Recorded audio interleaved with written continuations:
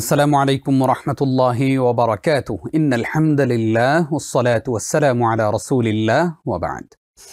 প্রিয় দর্শক, আমেরিকা সহ পৃথিবীর যে প্রান্ত থেকেই এই মুহূর্তে আপনারা TBN24 টেলিভিশন দেখছেন, আপনাদের সকলকে স্বাগত জানিয়ে TBN24 টেলিভিশনের জুমাবারের বিশেষ আয়োজন ইসলামী সমাধানের আজকের গুরুত্বপূর্ণ আয়োজন শুরু করছি আমি নিজাম বিন মুহিব। প্রিয় দর্শক, আমরা প্রতি সপ্তাহে একটি গুরুত্বপূর্ণ বিষয় যেটি আমাদের জীবন সংশ্লিষ্ট, ঈমান সংশ্লিষ্ট এবং সর্বোপরি আমাদের জীবনকে পরিচ্ছন্ন করার জন্য যেই বিষয়গুলো সবচেয়ে বেশি জরুরি সেই বিষয়গুলো নিয়ে আমরা প্রতি সপ্তাহে আলোচনা করে থাকি। যথারীতি আজকেও আমরা একটি গুরুত্বপূর্ণ বিষয় আলোচনা শুনবো ইনশাআল্লাহ। আমাদের আজকের বিষয় ইসলামের দৃষ্টিতে বিবাহ ও তালাকের বিধান। এই বিষয়ে কথা বলবার জন্য আমরা আমন্ত্রণ জানিয়েছি আমাদের প্রিয় স্কলারকে। আমাদের আমন্ত্রণ গ্রহণ করে আমাদের এই আয়োজনে যুক্ত হচ্ছেন পৃথিবীর বাংলা ভাষাভাষী মানুষের কাছে অত্যন্ত জনপ্রিয় স্কলার, জননন্দিত শিক্ষাবিদ, গবেষক, ফদিলাতুল শেখ প্রফেসর ডক্টর মোহাম্মদ মনজুরি ইলাহি। আসসালামু আলাইকুম ওয়া রাহমাতুল্লাহ। ওয়ালাইকুম আসসালাম ওয়া রাহমাতুল্লাহি ওয়া বারাকাতুহু। স্যার কেমন আছেন? আলহামদুলিল্লাহি রাব্বিল আলামিন। আল্লাহ ভালো রেখেছেন। আপনি কেমন আছেন? আলহামদুলিল্লাহ, আমরাও ভালো আছি। আপনাকে আমাদের আজকের আয়োজনে স্বাগত জানাচ্ছি। বারাকাল্লাহু ফিকুম। আমিন ওয়া ইয়াকুম। প্রিয় দর্শক, স্ক্রিনে প্রদর্শিত নাম্বারে আমাদেরকে ফোনে প্রশ্ন করতে পারবেন, তবে অবশ্যই একটি বিরতির পরে আমরা আপনাদের প্রশ্নগুলো নেওয়ার চেষ্টা করব। যেহেতু আজকে গুরুত্বপূর্ণ একটি এপিসোড আমরা শুরু করছি, আপনাদেরকে শুরুতেই জানিয়ে রাখতে চাই এটা আমাদের আজকের প্রথম পর্ব। আমরা এটা নিয়ে একটি সিরিজ আলোচনা আপনাদেরকে উপহার দিব ইনশাআল্লাহ। স্যার, শুরুতেই আপনার কাছ থেকে আমরা জানতে চাইব বিবাহের সংজ্ঞাটা আসলে কি? আলহামদুলিল্লাহি রাব্বিল আলামিন ওয়াসসালাতু ওয়াসসালামু আলা নাবিয়িনা মুহাম্মাদিন ওয়া আলা আলিহি ওয়া আসহাবিহি আজমাইন, আম্মা বা'দ। বিবাহ ইসলামের একটি অত্যন্ত গুরুত্বপূর্ণ শারঈ নির্দেশনা আমি বলবো, যেহেতু আল কোরআনে আল্লাহ সুবহানাহু ওয়া তাআলা বিবাহের বিষয়টা নানাভাবে তুলে নিয়ে এসেছেন।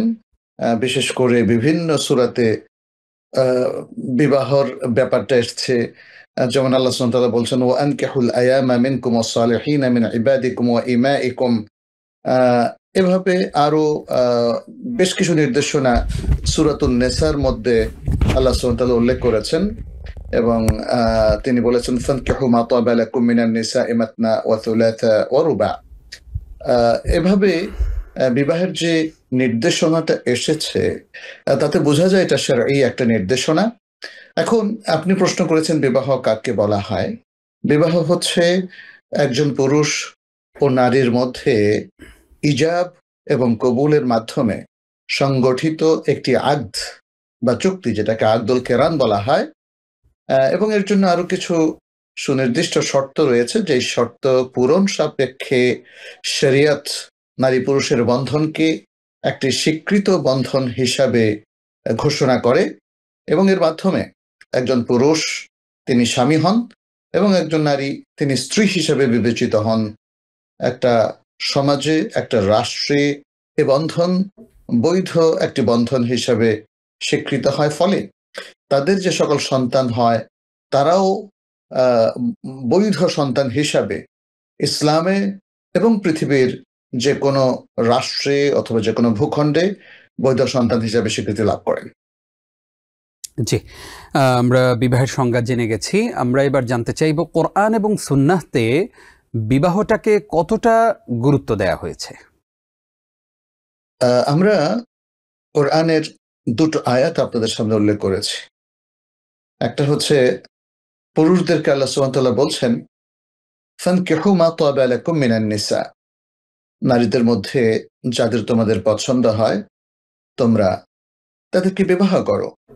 আর যারা অভিভাবক আছেন, বাবা এবং মা, যাদের গৃহে বিবাহের উপযুক্ত সন্তান আছে, ছেলে কিংবা মেয়ে, তাদের জন্য নির্দেশনা রয়েছে, ওয়া আনকিহু আল আয়ামা মিনকুম ওয়াস-সালিহিনা মিন ইবাদিকুম ওয়া ইমাইকুম, তোমাদের মধ্যে যারা অবিবাহিত, বিবাহযোগ্য, তাদেরকে বিবাহ করিয়ে দাও এবং যারা তোমাদের গৃহে তোমাদের দাস কিংবা দাসী রয়েছে, তাদের মধ্যে যারা উপযুক্ত তাদেরকেও বিবাহ করিয়ে দাও।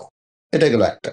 আরেকটি জিনিস আমরা দেখি যে সূরা রাদের 38 নম্বর আয়াতে আল্লাহ সুবহানাহু ওয়া তাআলা তিনি বলছেন, ওয়ালাকাদ আরসালনা রাসূলাম মিন ক্বাবলিকা ওয়া জাআলনা লাহুম আজওয়াজান ওয়া যুররিয়্যাহ। নিশ্চয় আমরা তোমার পূর্বে, তোমার বলতে নবী সাল্লাল্লাহু আলাইহি ওয়াসাল্লামকে বোঝানো হচ্ছে, তোমার পূর্বে অনেক রাসূলদেরকে আমরা প্রেরণ করেছিলাম এবং তাদের জন্য নির্ধারণ করে দিয়েছি স্ত্রী এবং সন্তান। তাহলে আমরা এই আয়াতটি তো স্পষ্ট জানতে পারলাম যে নবী রাসূলরা তারাও বিবাহিত ছিলেন এবং তাদেরও সন্তান ছিল। ফলে বিবাহ হয়ে গেছে সকল নবী রাসূলের একটা সুন্নাহ, এবং বিবাহের নির্দেশনা স্বয়ং আল্লাহ সুবহানাহু ওয়া তাআলা আল কোরআনে নাযিল করেছেন।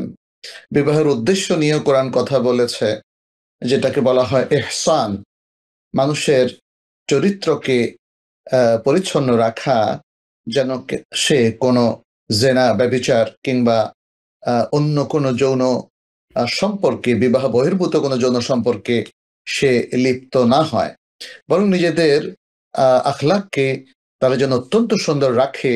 এটা বিবাহের অন্যতম উদ্দেশ্য, যেটি আল্লাহ সুবহানাহু ওয়া তাআলা একাধিক আয়াতে বলেছেন। যেমন পুরুষদের ক্ষেত্রে বলেছেন মুহসিনিনা গায়রা মুসাফিহিন, অর্থাৎ তারা তাদের চারিত্রিক সততা রক্ষা করবে এবং তারা কোনো জেনা ব্যভিচারে লিপ্ত হবে না। আর নারীদের ক্ষেত্রে বলেছেন মুহসিনাতিন গায়রা মুসাফিহাত, একই অর্থ। তাহলে এটা বিবাহের উদ্দেশ্য আমাদের সামনে উল্লেখ করছে। এছাড়াও সূরা রুমের মধ্যে আমরা দেখি আল্লাহ সুবহানাহু ওয়া তাআলা বলছেন, ওয়ামিন আয়াতিহি আন খালাকা লাকুম মিন আনফুসিকুম আজওয়াজান লিতাসকুনু ইলাইহা ওয়া জাআলা বাইনাকুম মাওয়াদ্দাতান ওয়া রাহমাহ। এটা আল্লাহর নিদর্শন বলে তিনি উল্লেখ করেছেন যে তোমাদের মধ্য থেকে তোমাদের স্পাউসকে আল্লাহ তাআলা সৃষ্টি করেছেন এবং তোমাদের উভয়ের মধ্যে ভালোবাসা, মমতা তৈরি করে দিয়েছেন। সুতরাং বিবাহ নিয়ে আল কোরআন ব্যাপক আলোচনা করেছে এবং বিবাহটা যে সকল নবীদের সুন্নাত সেটা উল্লেখ করেছে। আবার আমরা আমাদের নবী সাল্লাল্লাহু আলাইহি সাল্লামের হাদিসের মধ্যেও বিবাহ সম্পর্কিত অনেকগুলো নির্দেশনা পাই। সহিহ বুখারীর বিখ্যাত একটা হাদিসে, যেখানে একদল সাহাবী এসে তারা কথোপকথন করছিলেন এবং একজন বলছিলেন যে তিনি বিবাহ করবেন না। তারা এইভাবে আলোচনা করছিলেন যে নবী সাল্লাল্লাহু আলাইহি সাল্লাম তো উনি তো আল্লাহর নির্বাচিত বান্দা, আল্লাহর পছন্দনীয় ব্যক্তিত্ব, আল্লাহ তার পূর্বপরের সকল পাপকে ক্ষমা করে দিয়েছেন, আমরা তো তার কাছে ধারেও নেই। একজন বলল যে আমি ঘুমাবো না সারা রাত, আমি সালাত পড়বো, সারাদিন সিয়াম রাখবো। আরেকজন বলল আমি নিজেকে কষ্ট দেব, রোদের মধ্যে দাঁড়িয়ে থাকবো। আরেকজন বললেন যে আমি বিবাহই করব না। নবী সাল্লাল্লাহু আলাইহি ওয়াসাল্লাম বিবাহ করেছেন তো কি, আমি করব না, কারণ আমরা জীবনে আরো অনেক ত্যাগ তিতিক্ষা আমাদেরকে করতে হবে, ইত্যাদি ইত্যাদি নানা ধরনের, মানে তাদের ফোকাস ছিল এইটা জি জি যে নবী সাল্লাল্লাহু আলাইহি ওয়াসাল্লাম তো অনেক বড় মহান ব্যক্তিত্ব, আল্লাহর পছন্দনীয় ব্যক্তিত্ব, আর তার সাথে কি আর আমাদের তুলনা চলে? আমাদের অনেক কষ্ট করতে হবে, অনেক ত্যাগ তিতিক্ষা করতে হবে, ফলে এটা করবো না, ওটা করবো না, এই করবো সে করবো ইত্যাদি, সারা জীবন ইবাদতের মধ্যে কাটিয়ে দিব। তখন নবী সাল্লাল্লাহু আলাইহি ওয়াসাল্লাম এসে শুনলেন, এটাকে বলা হয় সালাসাতু রাহতিন, যে তোমাদের মধ্যে মানে যারা এসেছো তারা কি এভাবে বলেছো, তাহলে শুনে রাখো, আমি তোমাদের মধ্যে আল্লাহর সবচেয়ে প্রিয় এবং তাকে সবচেয়ে বেশি ভয় করি, সবচেয়ে বেশি মুত্তাকি। আমি সারা রাত সালাত পড়ি না, আমি রাত্রে ঘুমাই এবং সালাত পড়ি, এবং আমি সারা জীবন ধরে সিয়াম রাখি না, আমি সিয়াম রাখি এবং সিয়াম ভাঙি, আর আমি নারীদেরকে বিবাহ করি। এই ক্ষেত্রে তিনি তার ঐতিহাসিক উক্তিটি করেছিলেন, তিনি বলেছিলেন আন-নিকাহু মিন সুন্নতি ফামান রাগিবা আন সুন্নতি ফালাইসা মিন্নি। বিবাহ হচ্ছে আমার সুন্নাহ, সুতরাং যে ব্যক্তি আমার সুন্নাহ থেকে বিরাগ ভাজন হলো, মুখ ফিরিয়ে নিল, সে আমার দলভুক্ত নয়। অর্থাৎ নবী সাল্লাল্লাহু আলাইহি ওয়াসাল্লাম বিবাহকে একটা বিশাল সুন্নাহ হিসাবে এখানে উল্লেখ করেছেন। বিবাহের নির্দেশনা নবী সাল্লাল্লাহু আলাইহি ওয়াসাল্লাম নানাভাবে আমাদেরকে দিয়েছেন। আমি আরো 2-3টা হাদিস একটু যদি বলি, প্লিজ। এর মধ্যে একটা বিখ্যাত হাদিস হচ্ছে বুখারী মুসলিমের হাদিস, যেখানে তিনি তরুণদেরকে বিবাহের প্রতি উদ্বুদ্ধ করছেন। তিনি বলছেন, ইয়া মা'শারাশ শাবাব মান ইসতাতা'a মিনকুমুল বা'আতা ফালইয়াতাযাওয়াজ ফাইন্নাহু আগাদ্দু লিলবাসার ওয়া আহসানু লিলফারজ ওয়া মান লাম ইয়াস্তাতি' ফাআলাইহি বিস-সাওম ফাইন্নাহু লাহু ওয়িজা। বুখারী মুসলিমের হাদিস। হে যুব সম্প্রদায়, তোমাদের মধ্যে যারা বিবাহের সামর্থ্য রাখে তারা যেন অতি সত্বর বিবাহ করে নেয়। আর যারা ফাইন্নাহু আগাদ্দু লিলবাসার, কারণ এটা দৃষ্টিকে নারীদের উপর প্রক্ষেপ করার না করার সবচেয়ে বেশি উপযোগী, দৃষ্টিকে সংযত রাখার সবচেয়ে বেশি উপযোগী হচ্ছে এই বিবাহ, এবং লজ্জাস্থানের হেফাজত করার সবচেয়ে উত্তম পন্থা হচ্ছে বিবাহ। আর যারা বিবাহের সামর্থ্য রাখে না, যে তরুণরা, তারা সিয়াম পালন করবে, কারণ এই সিয়াম পালনের মধ্যেই রয়েছে তাদের সবকিছুর হেফাজত, রক্ষা কবচ। এটা একটা সুন্দর নির্দেশনা। আরেকটা নির্দেশনা এসেছে সুনান তিরমিজির মধ্যে, এবং এই সনদটা হয় সহিহ লিগাইরিহি অথবা এটা হাসান। আরো একাধিক গ্রন্থে এই একই হাদিসটা এসেছে। আমি হাদিসটা বলছি, নবী সাল্লাল্লাহু আলাইহি ওয়াসাল্লাম বলছেন, ইযা জাআকুম মান তারদাউনা দীনাহু ওয়া খুলুকাহু ফাযাওwijuhu ইল্লা তাফআলু তাকুন ফিতনাতুন ফিল আরদি ওয়া ফাসাদুন আরিদ। যদি তোমাদের কাছে এমন ব্যক্তি আগমন করে আসে যার দ্বীনদারি এবং আখলাকে তোমরা সন্তুষ্ট, তাহলে তোমরা তাকে বিবাহ করিয়ে দাও। তোমাদের গৃহস্থালীর কোনো নারীর সাথে যদি তোমরা তা না করো, তাহলে মহা বিপর্যয় এবং ফিতনা দেখা দিবে।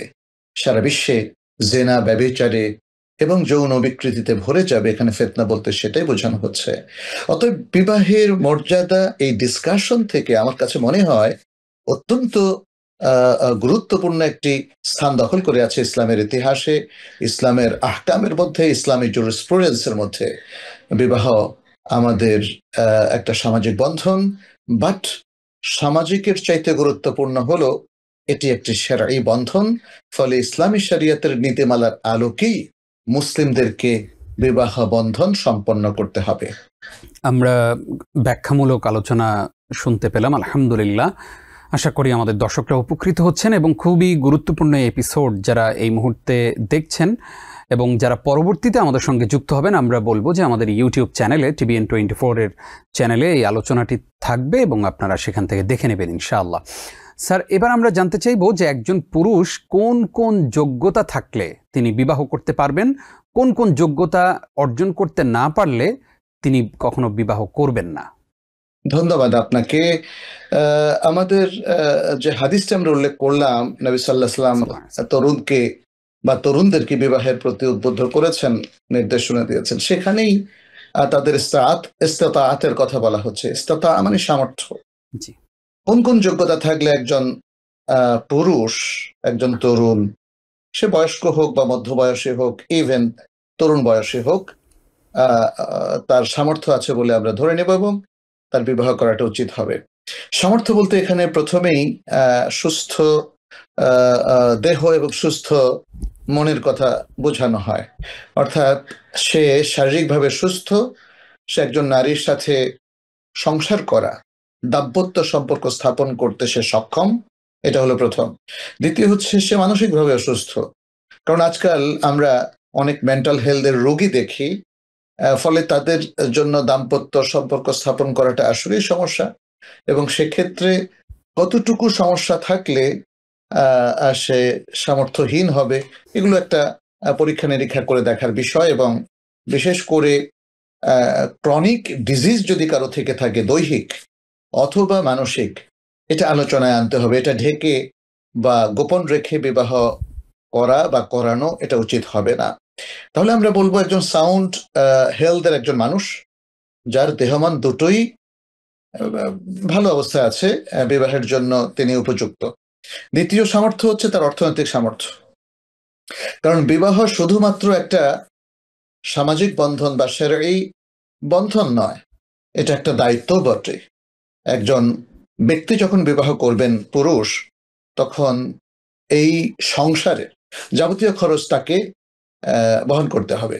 তিনি তার স্ত্রীর খোরপোশ দেবেন, তিনি মহারানা দেবেন, তিনি অনাগত সন্তানদের ভরণ পোষণের ব্যবস্থা তাকে করতে হবে। তাহলে এই পুরুষ তিনি কি সেই অর্থনৈতিক সামর্থ্য রাখেন? বিশেষ করে অনাগত দিনগুলোতে তো অনাগত দিনে তিনি টাকা উপার্জন করে তখন ব্যয় করবেন। বাট এখন বিবাহের সামর্থ্য তিনি রাখেন কিনা, এখন মহারণা দিতে পারেন কিনা, এখন স্ত্রীর সাথে বিবাহ বন্ধনে আবদ্ধ হতে গেলে যে সমস্ত খরচ আছে, বিশেষ করে ওলিমারও একটা খরচ আছে, এগুলো কি তিনি বহন করতে পারবেন কিনা? যদি বহন করতে পারেন, তাহলে এটা তার বিবাহের সামর্থ্য বলে গণ্য হবে। আর এছাড়াও মানে আরো অনেকগুলো বিষয় আছে, যে সেটা হচ্ছে মানে যার সাথে বিবাহ বন্ধনে আবদ্ধ হবেন, এখানে শরঈ কিছু হুকুম আহকামের বিষয়গুলো আছে, সেগুলো তিনি মেনটেন করতে পারবেন কিনা, কারণ জি। এটা সম্পূর্ণ শরঈ ভাবেই সম্পন্ন করতে হবে। সেই প্রস্তুতি তার যদি থাকে, তাহলে আমরা বলবো তিনি একজন সামর্থ্যবান পুরুষ এবং তিনি এখন বিবাহ করতে পারেন। ইনশাআল্লাহ আমরা আরও কিছু প্রশ্নের জবাব জানবো। আমরা জানতে চাইবো যে আমাদের সমাজে অনেকেই আছেন বিয়েটাকে কঠিন মনে করেন যে আসলে বিয়ে করে আর কি হবে, সংসার জীবনে অনেক কষ্ট, যেটা আপনি একটু আগে উল্লেখ করেছিলেন। তো তারা আর বিয়ে শাদী না করে চিরকুমার থেকে যান, কেউ কেউ আবার চিরকুমারী থেকে যান। এইরকম চিরকুমার অথবা চিরকুমারী থাকা, সন্ন্যাসী জীবন গ্রহণ করা, এটার কি কোনো সুযোগ আছে ইসলামে? না, এটার কোনো সুযোগ নেই। ইসলামে বৈরাগ্যবাদ বলতে কিছু নেই। চিরকুমার থাকার এই বিষয়টি কমপ্লিটলি ইসলাম বিরোধী একটি বিষয়। আমরা দেখেছি সূরা আর-রা'দের 38 নম্বরের আয়াতে আল্লাহ সুবহানাহু ওয়া তাআলা নবী সাল্লাল্লাহু আলাইহি সাল্লামের আগের সব রাসূলদের বিবাহের কথা উল্লেখ করেছেন এবং তাদের সন্তান আছে। আর নবী সাল্লাল্লাহু আলাইহি সাল্লামের জীবনের ইতিহাস তো আমাদের সামনে আছেই। তিনি বিবাহ করেছেন, তার সন্তান আছে। অতএব বিবাহের বাইরে অবস্থান করে একটা ইসলামী জীবন তিনি যাপন করবেন, এটা গ্রহণযোগ্য নয়। বিশেষ করে নবী সাল্লাল্লাহু আলাইহি ওয়াসাল্লাম যখন ঘোষণা করলেন বিবাহ তার সুন্নাত, এই সুন্নাত থেকে বিরাগভাজন থাকার কোনো সুযোগ নেই। থাকলে তারা তার দলের অন্তর্ভুক্ত তথা মুসলিম উম্মাহর অন্তর্ভুক্ত থাকবে না। তবে এখানে বেশ কয়েকটা বিষয় আছে। বিবাহ করা বা না করার বেশ কিছু বিধান আছে, তার আলোকেই আমাদেরকে বিশ্লেষণ করতে হবে। কেউ যদি বিবাহ না করেন, তাহলে তিনি বিবাহ থেকে বিরাগভাজন, এই ঘোষণা দেওয়া যাবে না। ঠিক তেমনি যার বিবাহটা জরুরি এবং বিবাহ থেকে তিনি দূরে আছেন, তাহলে এটা অন-ইসলামিক একটি কালচারের মধ্যে তিনি দিন গুজরান করছেন, সেটাও তেমন সত্য। তাহলে এখানে যেমন ধরেন, আমরা যখন নবী সাল্লাল্লাহু আলাইহি ওয়াসাল্লামের হাদিস বিশ্লেষণ করি, সেখানে দেখব যে তিনি বলেছেন, ওয়ামান লাম ইয়াস্তাতি' ফাআলাইহি বিস-সাওম। যারা বিবাহের সামর্থ্য রাখে না, তারা তো বিবাহ করবে না। কিভাবে করবে? তার তো সামর্থ্য নাই। তাহলে তার জন্য বিধান হচ্ছে চারিত্রিক সততা রক্ষার জন্য একটা চমৎকার প্রোগ্রাম, তিনি সিয়াম রাখবেন। কারণ সিয়ামের মধ্য দিয়ে মানুষের যৌন স্পৃহা কমে যায় এবং এর মধ্য দিয়ে তিনি যেহেতু তাকওয়ার চর্চা করবেন, সিয়াম মানুষকে মুত্তাকি করে গড়ে তোলে। ফলে তিনি তাকওয়ার মধ্যে জীবনযাপন করতে পারবেন এবং যে কোনো অবাধ যৌনতা কিংবা হারাম যৌনতা থেকে তিনি নিজেকে রক্ষা করতে পারবেন। এটা একটা বিষয়। তাহলে যার বিবাহের সামর্থ্য নেই, তিনি বিবাহ করবেন না এবং তিনি বিবাহ বিরোধী, এটা বলা যাবে না। তারপরে অনেক সময় দেখা যাচ্ছে অনেক ব্যক্তি তিনি বিবাহের ইচ্ছা পোষণ করেন, কিন্তু হয়তো শারীরিকভাবে সামর্থ্য রাখেন না। তাহলে এই ব্যক্তির তো বিবাহ করাটা উচিতই হবে না। কারণ তিনি তাহলে তার স্ত্রীর চাহিদা মেটাতে পারবেন না এবং এতে একটা সংকট তৈরি হবে এবং বিবাহটা টিকবে না। ফলে আমরা দেখতে পাচ্ছি, সংক্ষেপে আমরা বলবো, কোনো বিবাহ এটা ওয়াজিব হতে পারে কোনো পুরুষের জন্যে বা মেয়েদের পরিবারের জন্যে মেয়েকে বিবাহ দেওয়া। যেখানে এই বিবাহের উপযুক্ত পাত্র অথবা পাত্রীকে বিবাহ না দিলে তাদের জীবনে একটা খারাপ জিনিস ঘটতে পারে, ফিতনায় তারা পড়ে যেতে পারে। নানা ধরনের অবাধ জীবনে তারা মানে স্রোতে ভেসে যেতে পারে। ফলে তাদের জীবনটাকে একটা বৈধ সম্পর্কের মধ্যে নিয়ে আসার জন্য এটা দরকার, এটা ওয়াজিব। আরেকটা বিবাহ হচ্ছে সেটা উত্তম। যদি এমন কোনো অব্লিগেশন এবং বড় ধরনের বিপর্যয়ের আশঙ্কা না থাকে, অব্লিগেশন না থাকে, তাহলে বিবাহ করাটা উত্তম। যেহেতু নবী সাল্লাল্লাহু আলাইহি ওয়াসাল্লাম বিবাহ করেছেন, বিবাহের প্রতি উদ্বুদ্ধ করেছেন। আচ্ছা, যদি মানে খুবই স্বাভাবিক অবস্থায় বিরাজ করে, তাহলে কোনো অবস্থায় আমরা বলবো বিবাহটা তিনি করতেও পারেন, নাও করতে পারেন। এটাকে বলা হয় মুবাহ অবস্থা।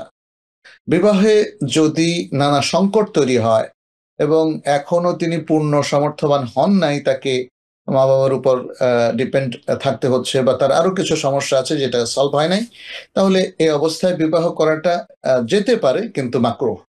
আর আচ্ছা, যে বিবাহ করলে তিনি বিবাহের যে মৌলিক নির্দেশনা এগুলো মানতে পারবেন না, যেটা আমরা একটু আগে বললাম, যে তিনি স্ত্রীর চাহিদা মেটাতে পারবেন না, স্ত্রীর খোরপোশ দিতে পারবেন না। হ্যাঁ, এই ধরনের প্রবলেম হলে এই অবস্থায় বিবাহ করাটা তার জন্য হারাম।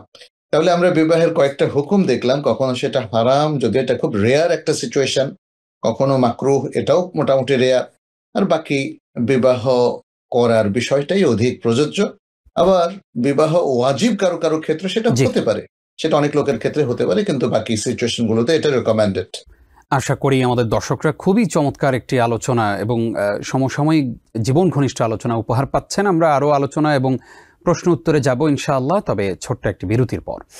প্রিয় দর্শক, আপনারা দেখছেন টিভিএন 24 টেলিভিশনের জুমাবারের বিশেষ আয়োজন ইসলামী সমাধান অনুষ্ঠানের এই পর্যায়ে নিচ্ছি ছোট্ট একটি বিরতি, সঙ্গেই থাকুন। প্রিয় দর্শক, আরও একবার স্বাগত। দেখছেন ইসলামী সমাধান। আমরা আজকে বিবাহ নিয়ে আলোচনা শুনছিলাম, ঠিক কোন কোন যোগ্যতা থাকলে একজন মানুষ বিয়ে করতে পারবেন, এবং এই ছাড়াও আরও গুরুত্বপূর্ণ বিষয় আমরা আলোচনা করেছি। এই মুহূর্তে আমাদের সঙ্গে একজন দর্শক আছেন, আমরা তাকে যুক্ত করছি। আসসালামু আলাইকুম। ওয়ালাইকুম সালাম ওয়া রাহমাতুল্লাহ। আপনারা ভালো আছেন? আলহামদুলিল্লাহ, আমি আশা একটু করছি জানতে চাই, আপনারা ভালো আছেন। জি, হুজুরের কাছে, বিশেষ করে এই দেশে অনেক ছেলে মেয়ে বয়স বেড়ে যাচ্ছে, বিয়ে হচ্ছে না। সব মা বাবাই তো চায় যে উপযুক্ত সময়ে বিয়ে দিতে, কিন্তু আল্লাহর হুকুম ছাড়া তো বিয়ে হয় না। যতই চেষ্টা করেন, আল্লাহর হুকুম হতে হবে বিয়ের ব্যাপারে। আমি কোনো বিশেষ দোয়া আছে কিনা একটু জানতে চাই, কারণ অনেক মা বাবারা এই দেশে ভুক্তভোগী ছেলে মেয়ে নিয়ে বয়স বেড়ে যাচ্ছে। একটু দোয়াটা বলে দিলে খুশি হব। ভালো থাকবেন। জি জি, আসসালামু আলাইকুম। আল্লাহ আপনাদেরকেও ভালো রাখুন। ওয়ালাইকুম আসসালাম রহমতুল্লাহ। স্যার, আপনিও শুনেছেন নিশ্চয়ই, ওনার জিজ্ঞাসা হচ্ছে যে অনেক ছেলে মেয়েদের অনেক বয়স হয়ে যাচ্ছে, বাবা মায়েরা খুব টেনশনে পড়ে গেছেন যে সন্তানদের এখনো বিয়ে দিতে পারছেন না, বিয়ে করাতে পারছেন না। এই মুহূর্তে আসলে কোনো দোয়া কি আছে যে সন্তানদেরকে ওই দোয়া আমল করলে সন্তানদের বিয়ে শাদী হবে? আহ, আসলে বিবাহের জন্য এমন কোনো স্পেশাল দোয়া নেই যেটা করলেই বিবাহ ত্বরান্বিত হবে। বিবাহের যে মোটিভেশনটা রাসূলুল্লাহ সাল্লাল্লাহু আলাইহি সাল্লাম দিয়েছেন, ওটাই শেয়ার করতে হবে আমাদের সন্তানদের সাথে।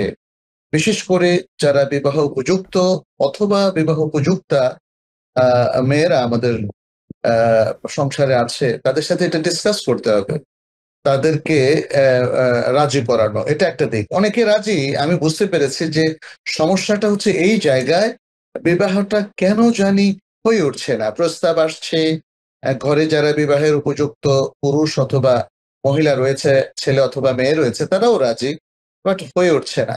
এই অবস্থায় বিবাহ আসলে দেরি হচ্ছে কেন? সেরকম দেরি না হয়ে আমরা যেমন চাচ্ছি বাবা মা, কারণ আমরা সবসময় চাই মুসলিম পরিবারে, আমরা সবাই চাই যে তাড়াতাড়ি বিয়েটা হয়ে যাক। তাড়াতাড়ি বিয়ের জন্য তিনি আসলে একটা দোয়া জানতে চাচ্ছেন। এমন কোনো দোয়া নেই। কেউ কেউ এই দোয়াগুলো বানিয়ে বানিয়ে বলে, অথবা মানে একটা নির্দিষ্ট জিনিস শিখিয়ে দেয়। কিন্তু আমি বলবো, দোয়া যদি আপনি করতে চান তাহলে আল্লাহর কাছে সরাসরি দোয়া করবেন, চাইবেন। আল্লাহর কাছে বলবেন, আল্লাহ তুমি খুব দ্রুত আমাদের সন্তানদের বিবাহের ব্যবস্থা করে দাও। যারা বিবাহে আগ্রহী আছে, যে তরুণ অথবা যে তরুণী, তারাও আল্লাহর কাছে চাইবে যে আল্লাহ আমার বিবাহটা যেন খুব দ্রুত হয় এবং ভালো জায়গায় হয়। ছেলেরা বলবে আমি যেন দিনদার পাত্রী খুঁজে পাই এবং দিনদার পাত্রীর সাথে আমার বিয়ে হয়। আর মেয়েরা বলবে আল্লাহ যেন ভালো পাত্র, দিনদার পাত্রের সাথে আমার বিবাহ হয়। আসলে আল্লাহর কাছে চাওয়ার মধ্য দিয়ে আল্লাহ সেটা পূরণ করবেন। এর জন্য স্পেশাল আর কোনো আমল নেই। কিন্তু আমরা বলবো যে একটা দিনদার ফ্যামিলিতে ছেলে মেয়ে সবাই দোয়া কবুলের জায়গাগুলোতে দোয়া করবেন, ফরজ ওয়াজিবটা মেনটেন করবেন, এবং মাঝে মাঝে তাহাজ্জুদ পড়বেন। যদি নিয়মিত পড়তে না পারেন, সে তাহাজ্জুদে আল্লাহর কাছে আপনারা দোয়া করবেন, চাইবেন, কারণ শেষ রাতে আল্লাহ বান্দাদেরকে আহ্বান করতে থাকেন, যদি তোমাদের কোনো দোয়া থাকে প্লেস করো, আমি তোমাদের সে দোয়া করব। আর যদি তোমরা ক্ষমা চাও তাহলে ক্ষমা করে দেবো, আর যদি রিজিক চাও রিজিক দেবো। বিবাহ একটা রিজিক গিফট, জি জি, তাই না? অবিবাহিতদের জন্য বিবাহ একটা রিজিক। অতএব যেহেতু আল্লাহ সুবহানাহু ওয়া তাআলার পক্ষ থেকে এই আহ্বান আছে, এটি সহিহ বুখারীর হাদিস, কিন্তু ফলে আমরা আল্লাহর কাছে এভাবেই দোয়া করব। বিশেষ একটা আমল যেটা রাসূল সাল্লাল্লাহু আলাইহি ওয়াসাল্লাম বিবাহ দ্রুত করার জন্য ঘোষণা করেননি, সেগুলো বানিয়ে করার কোনো মানে হয় না। দোয়াটাই হচ্ছে সবচেয়ে বড় দাওয়া। আশা করি আমাদের বোন বিষয়টি ক্লিয়ার হয়েছেন। এই মুহূর্তে আমাদের সঙ্গে আরো একজন দর্শক আছেন। আসসালামু আলাইকুম। ওয়ালাইকুম আসসালাম ওয়া রাহমাতুল্লাহি ওয়া বারাকাতুহু। হুজুর, আপনারা ভালো আছেন? জি জি, আলহামদুলিল্লাহ। আশা করি আপনারাও ভালো আছেন। আলহামদুলিল্লাহ। হুজুরের কাছে আমার আজকে দুইটা প্রশ্ন হচ্ছে। আমার প্রথম প্রশ্নটা হচ্ছে যে আমরা যখন মহিলারা বাইরে যাই তখন যেমন আমাদের পুরুষ আত্মীয় স্বজন পরিচিত বা হুজুর টাইপের এরকম কাউকে দেখে যদি সালাম দেওয়া কি ঠিক আছে, নাকি শুধু সালাম না দিয়ে এমনিতেই পুরুষদেরকে কি সালাম না করে চলে যাব? এই একটা প্রশ্ন। আর আরেকটা প্রশ্ন হচ্ছে যে আমার 8 বছরের একটা মেয়ে আছে, তো ওর বাবা মারা গেছেন 1 বছর হয়ে গেছে, কিন্তু এখন ও মেয়েটা শুধু বলে যে আমার বাবার গ্রেভটা একটু দেখতে চাই, কবরে দেখতে চাই, আমি মানে অনেক বলে যে ও দেখতে চায়। তো ওর বাচ্চা মানুষ, তো ও কি ওর বাবার কবরে যেতে পারবে, কিংবা একটু বড় হলে কি ও যেতে পারবে ওর বাবার কবরটা দেখার জন্য? এই দুইটাই প্রশ্ন। আসসালামু আলাইকুম। ওয়ালাইকুম আসসালাম।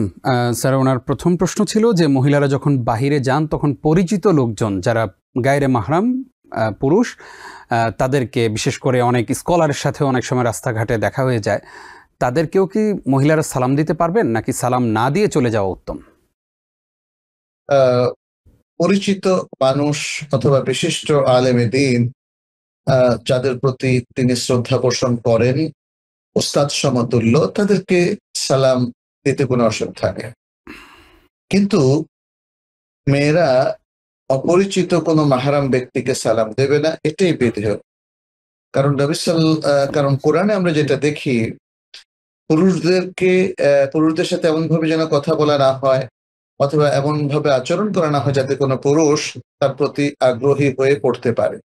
অতএব সেই জায়গা বিবেচনা করে আমরা বলবো যে যেখানে অপরিচিত পুরুষ, সম্পূর্ণ অপরিচিত, অথবা কোনো পুরুষ তাকে সালাম দিলে যদি তিনি মনে করেন যে তার প্রতি মেয়ের আগ্রহ আছে, ফলে তারা হয়তো একটা সম্পর্কে জড়িয়ে যেতে পারে, এগুলো অ্যাভয়েড করতে হবে।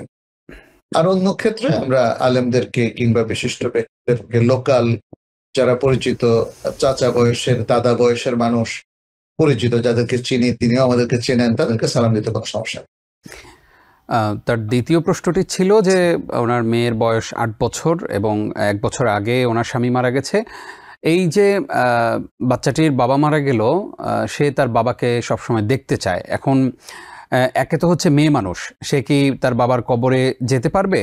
যদি এখন যেতে না পারে, তাহলে কত বছর বয়সে সে বাবার কবরে গিয়ে জিয়ারত করতে পারবে? সেই সুযোগ আছে কিনা? আসলে মেয়েদের জিয়ারত করা একটি বিষয়, আর বাবার কবর দেখতে যাওয়া আরেকটি বিষয়। বাবার কবর দেখতে যাওয়া এটা আবেগের সাথে একটা রিলেটেড একটা বিষয়। বাবার প্রতি তার আপত্য, ভালোবাসা ইত্যাদি নানা কারণে সে হয়তো ভাবছে যে বাবার কবরটা একটু দেখে আসে। তো আর জিয়ারত হলো আসলে কবরে গিয়ে আমরা যেভাবে জিয়ারত করি শারঈ বিধান, সেই জায়গায় মেয়েরা ওইভাবে জিয়ারত করতে পারবে কিনা। প্রথমত জিয়ারতের ব্যাপারে আমি বলি যে ইসলামী স্কলারদের মধ্যে দুটো মত আছে। একটা মত হচ্ছে যে তারা কবর জিয়ারত করতে পারবে, শর্ত হচ্ছে সেখানে গিয়ে বিলাপ করতে পারবে না, সেখানে গিয়ে কোনো বেদাতে লিপ্ত হতে পারবে না, ইসলামী শরিয়ার বিরুদ্ধে কিছু করতে পারবে না।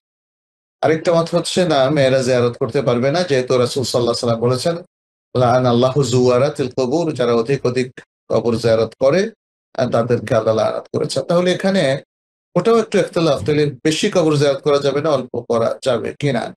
তো এখানে আমাদের যে বড় বড় স্কলাররা আছেন আরব দেশের মুহাক্কিক স্কলার, এদের মধ্যে শেখ বিন বাজ রাহিমাহুল্লাহ, বিন উসাইমিন, তারা মেয়েদেরকে কবর জিয়ারত থেকে বিরত থাকার পরামর্শ দিয়েছেন এই হাদিসের আলোকে। ফলে আমরাও সেটাই বলবো, যেহেতু বড় বড় শাইখদেরকেও আমরা সরাসরি শুনেছেন তারা মেয়েদেরকে কবর জিয়ারতে যেতে নিষেধ করেছেন। তবে এই শিশু, যার বয়স মাত্র 8 বছর, সে হয়তো বাবার প্রতি ভালোবাসা থেকে কবরটা দেখতে চেয়েছে। আমার মনে হয় যে সেটা দেখতে কোনো সমস্যা নেই, কিন্তু এটা যেন ঘন ঘন না হয় এবং এটা যেন কবর জিয়ারত হিসাবে মানে পরিপালিত না হয়। তারা বাবার জন্য দোয়া করবেন। মেয়েরা অবশ্যই বাবার জন্য দোয়া করতে পারে, বাবার শান্তির জন্য দোয়া করতে পারে, কারণ বাবার সন্তান, এবং স্ত্রী ও স্বামীর জন্য দোয়া করতে পারে। তবে কবরে গিয়ে তারা নর্মালি যে জিয়ারতটা পুরুষরা করে থাকে সেটা থেকে অ্যাভয়েড করবেন না, দেখে চলে আসবেন, এবং এটা খুব ঘন ঘন হওয়াটা উচিত নয়। জি জি। আশা করি আমাদের বোন তার প্রশ্নের জবাব পেয়েছেন। স্যার, আমরা একটু জানতে চাইবো যে আমরা বিবাহ নিয়ে আলোচনা করছিলাম, আমাদেরকে অনেকেই প্রশ্ন করে থাকেন, এবং এটা একটি গুরুত্বপূর্ণ প্রশ্ন আপনার কাছ থেকে আজকে আমাদের অনেক দর্শকরা উপকৃত হবে ইনশাআল্লাহ, যে অনলাইনে বা ভিডিও কলের মাধ্যমে বিবাহ দেয়া যাবে কিনা, বিবাহ করা যাবে কিনা। এখানে কয়েকটা পয়েন্ট আমরা তুলে ধরতে চাই এবং আশা করছি আমাদের দর্শকরা একটু মনোযোগ দিয়ে শুনবেন। জি জি জি। এক নম্বর হচ্ছে অনলাইন একটা ফিতনার প্ল্যাটফর্ম, যেটাকে আমরা ডিজিটাল প্ল্যাটফর্ম বলি। এখানে দেখা যাচ্ছে যে পুরুষ মেয়েদের প্রতি আগ্রহী হয়ে পড়ে ইত্যাদি নানা ধরনের প্রবলেম এখানে ক্রিয়েট হয়। অতএব অনলাইনটাকে পারতপক্ষে আমাদের মুসলিমরা বিবাহের প্ল্যাটফর্ম হিসেবে অ্যাভয়েড করবে। 2 নম্বর হচ্ছে আমরা ধরেই নিলাম তারা মৌখিকভাবে দুই পক্ষ, পাত্রপক্ষ পাত্রীপক্ষ, তারা একমত হয়ে এই বিবাহের উপর একমত হয়েছে, কিন্তু সমস্যা হচ্ছে হয়তো পাত্রকে হঠাৎ করে চাকরি সূত্রে বা অন্য যে কোনো কারণে বাইরে চলে যেতে হলো, কিন্তু তারা বিবাহটা এখন পড়াতে চাচ্ছে। পাত্র বাইরে, পাত্রী দেশে আছে। এই অবস্থায় তারা অনলাইনে ইজাব কবুলটা করাতে পারবেন কিনা, সম্ভবত অনলাইন বিবাহ করতে, এই প্রশ্নটাই এখানে করা হয়েছে। জি জি। তো এক্ষেত্রে আমরা একাধিক মত আমরা দেখি যে অনলাইনে এই বিবাহটা করা যাবে কিনা। এখানে বেশ কিছু শর্ত সাপেক্ষে প্রাজ্ঞ বিজ্ঞ ওলামায়ে কেরাম এই অনলাইনের বিবাহটাকে জায়েজ বলেছেন। আমি সে শর্তগুলো একটু বলি, কারণ এখানে আলেমদের মধ্যে তো আমি যেটা বলেছি আগেই, অনলাইনে বিবাহ হবে কিনা, ইজাব কবুলটা হবে কিনা, সেটা নিয়ে তাদের দ্বিমত আছে। যারা বলেছেন যে শর্ত সাপেক্ষে এটা হতে পারে, তাদের মধ্যে প্রথম শর্ত হচ্ছে তারা প্রত্যেকেই, দুই পক্ষ, তারা প্রত্যেকে অপরের কাছ থেকে দূরে থাকবে, কাছে না। যেমন ধরেন বাংলাদেশে আছেন অথবা নিউ ইয়র্ক শহরে আছেন, একজনের বাসা এই এরিয়াতে, আরেকজন বাসা একটু 10 কিলোমিটার দূরে, এখন তারা অনলাইনে করাচ্ছেন। তো এরকম, এটা তো আসলে ইচ্ছে করলে তারা সামনাসামনি হতে পারে। জি জি। এখন তাদের জন্য শর্ত হচ্ছে তারা আসলে একজন আরেকজন থেকে অনেক দূরদেশে অবস্থান করছেন, যেখানে তাদের ফিজিক্যালি সামনাসামনি হওয়াটা অসম্ভব, সেখানে অনলাইনের চিন্তাটা আসতে পারে। দ্বিতীয় হচ্ছে মেয়ের ওয়ালি উপস্থিত থাকা। মেয়ের ওয়ালি হয়তো মেয়ের পক্ষে এক জায়গায় উপস্থিত থাকবেন, আর অন্য পক্ষেরও লোকজন এখানে উপস্থিত থাকবেন, শুধুমাত্র একজন দূরে থাকবেন। একজন দূরে থাকা মানে কি? যেমন পাত্র দূরে থাকবেন, আর সবাই সামনাসামনি বসবেন, যাতে করে যখন আগদ হবে সেখানে ওয়ালি উপস্থিত থাকে এবং সেখানে সাক্ষী সাবদ উপস্থিত থাকে। তাহলে শুধুমাত্র দূরে থাকবেন কে? স্বামী বা বর, এবং এর মধ্য দিয়ে বিবাহটা হবে। আচ্ছা, তৃতীয় হচ্ছে ইজাব কবুল, এটা সুস্পষ্ট ভাবে হতে হবে। এখন যদি শুধুমাত্র শ্রুতির মাধ্যমে বিবাহ হয়, এখানে অনেক অস্পষ্টতা থেকে যায়। অতএব এখানে শ্রুতি এবং ভিডিও, এই দুটো জিনিস থাকতে হবে, নিশ্চিত করতে হবে। অর্থাৎ ভিডিও কলের মাধ্যমে বিবাহটা হতে হবে, তা না হলে তো বোঝা যাবে না। স্বর নকল করেও কেউ যদি ইজাব করে ফেলে, আবার স্বর নকল করে কেউ যদি কবুল করে ফেলে, তাহলে এই বিবাহটা ভ্যালিড হবে না, কারণ এখানে তো চিট করা হয়েছে। ফলে এই প্রধানতম দিকগুলো নিশ্চিত হওয়ার পরে, পাশাপাশি মহারানা সহ আরো যে সমস্ত শর্ত শারাইতগুলো আছে অনলাইনে বিবাহের মধ্যে, সবকিছু যদি থাকে তাহলে হতে হবে। আমি একটা জিনিস বলি, যদি এমন হয় যে স্বামী এক দেশে, বর, কনে আরেক দেশে, কনের বাবা আরেক দেশে, সাক্ষী সাবুদ আরেক দেশে, এইভাবে বিবাহের প্রত্যেকটা উপাদান বিভিন্ন জায়গা ছড়িয়ে ছিটিয়ে আছেন, এটা হবে না।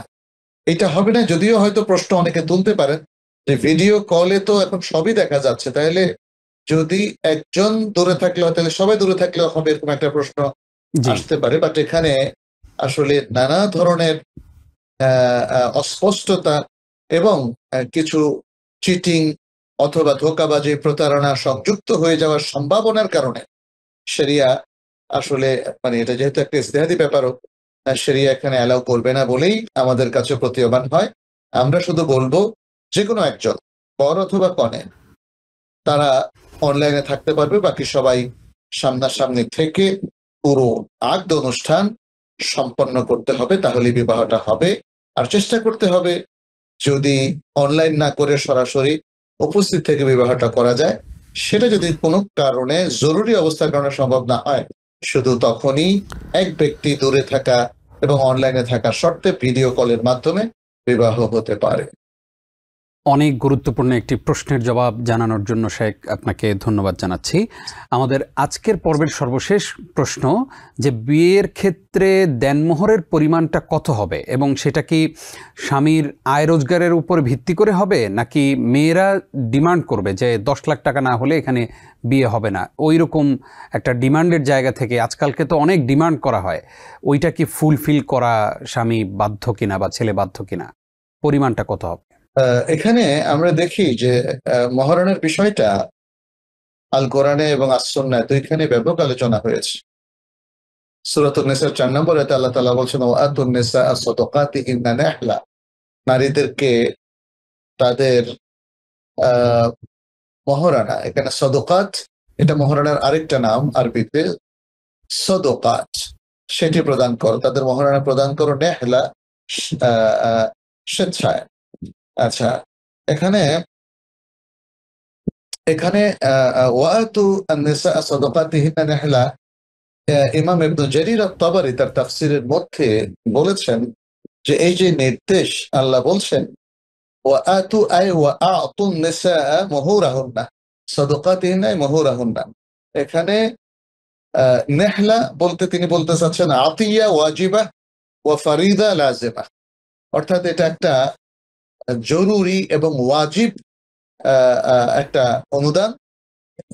অনুদান মানে আসলে ইহসান না, চ্যারিটি না, বাট আমরা অনুদান এই অর্থে বলছি যেটা একটা স্বামীর পক্ষ থেকে দেওয়া হচ্ছে, বাট এটা ওয়াজিব অনুদান এবং ফরজ ও অপরিহার্য অনুদান যেটা স্বামীকে দিতে হয় স্ত্রীর প্রতি।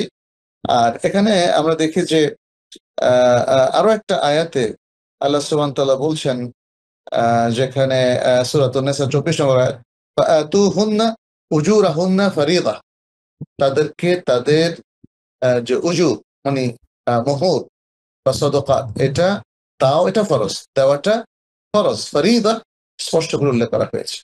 এছাড়া আর অনেকগুলো আয়াত আছে যেখানে ইঙ্গিত দেওয়া হয়েছে যে এই মহারানা দেওয়াটা ফরজ।